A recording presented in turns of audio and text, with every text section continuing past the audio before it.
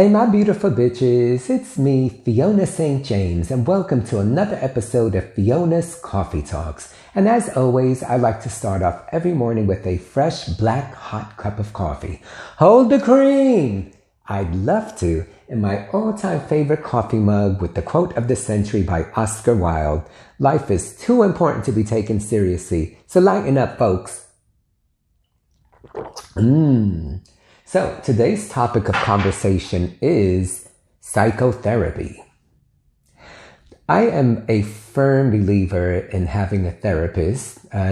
Since a very young age, I have always felt that having a professional friend to speak to has and always will be an amazing thing. You know, I remember the ripe old age of 55 that I am, back then, it's like if you saw a therapist, it was because, something was wrong with you. I don't know if that's so much these days. I think in this day and age, people see therapists because why not? It's, self-help. It's getting to know yourself better, learning things about yourself, figuring out, why you do certain things or why certain things happen or why you allow certain things to happen. But I remember when I was 17 telling my parents, I would love to see a therapist, just because I've always subscribed to that school of thought that it's a good thing and doesn't mean anything is wrong with you, just means you want to better yourself. And I remember my father's reaction saying, why? What's wrong with you?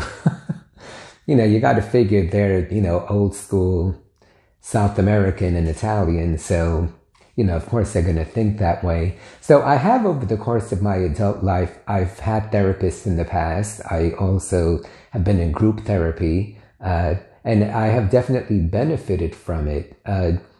Most recently, I guess about a year and a half ago, I went to a particular place, Institute for Contemporary Psychotherapy, that a dear friend of mine, Ava, turned me on to. Hey girl, I love you. And I went there, and I was there for a year, and I'm going to be completely honest here. The therapist that I had, I kind of wasn't, not that I didn't like him or that I didn't feel him, but there's something to be said about having a connection with your therapist. So the case in point with him, nothing against him. I'm not even going to mention his name. He might even be watching this for all I know.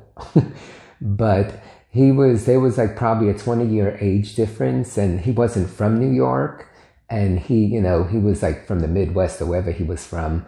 So I think there's something to be said about life experiences where even if you are a therapist, and you could be a great therapist because you have, you've studied and you're book smart and all of that, someone like myself who's 55 and he was 20 years younger, and I was born and raised in New York, and I've done all that I've done, which is a lot, how can he really relate to that? And I almost kind of felt like every time that I would see him every week, I don't want to say that he was judging me, because I don't necessarily think he was, but like the things that I would say, because I would be completely honest in this safe space, I would see where half the time his eyes would like bulge out of his head, and I knew that I was shocking him, and it wasn't even that I was doing that intentionally, but if I'm talking honestly about my life and what I do, and if some of it is shocking to someone who's not familiar with this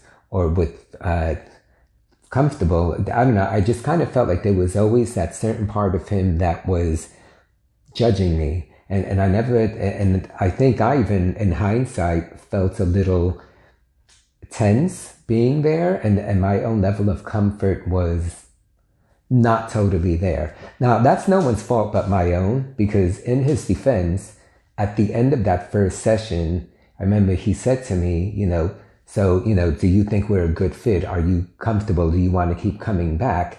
And honestly, if I would have been totally honest with myself, I should have said, no, I'm not. And I don't think we're a good fit, and I don't want to come back.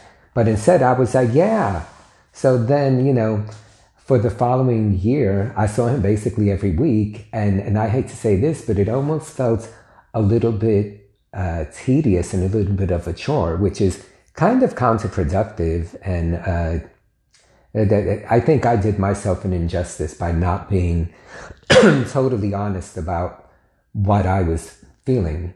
or how I felt that we connected. So, and the reason I bring this up is because that was 6 months ago, 7 months ago. So now fast forward to current day, I knew that I had a window of opportunity to go back to that establishment, and I made it just in the nick of time. I contacted them and started seeing a new therapist a week ago. So now I see him every Fridays at 12:15, and going there that day, I was so remembering the, a year and a half earlier and thinking to myself, you know what? Depending on what I feel, I have to be completely honest with this man. The good news is my therapist is 10 years older than me, from New York as well, gay as well. I mean, the other one was too, but 20 years younger, not from New York. And there is something to be said about having someone who can relate to what you're saying. And I actually had this conversation with my new therapist and said, this is what I just went through. And I'm not going to be mad at myself. No sense in crying over spilled milk. But I was so happy that this new therapist, immediately, we had this amazing connection. So now I'm like, wow, I look forward to that, because I think everyone can benefit from it. I think it's amazing to have a professional friend to speak to. In my personal life, my close circle of friends, it seems like I'm everyone's therapist. I'm a good soundboard for people to speak to me about things. But then the flip side to that is I'm always like, I don't want to bother my friends with my things. So I'd almost rather have a therapist so that I could have that, what I consider professional friend to speak to about things. That way I'm not bothering other people.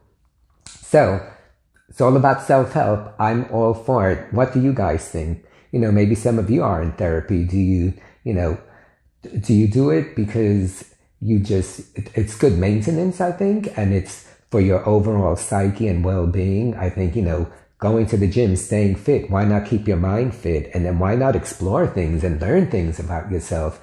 Even if you don't necessarily think that you're all, messed up in the head, because that's really, some people are, but that's not the case with everyone.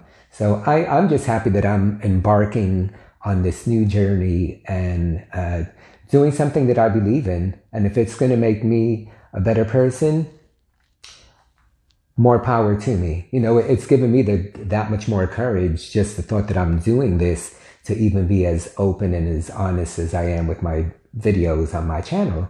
So guys, thank you so much for letting me talk. Don't forget, hit the subscribe button, the notifications, leave your comments, your thoughts. Let's get this dialogue going. And again, thank you for tuning in and allowing me into your space. Bye. Love you.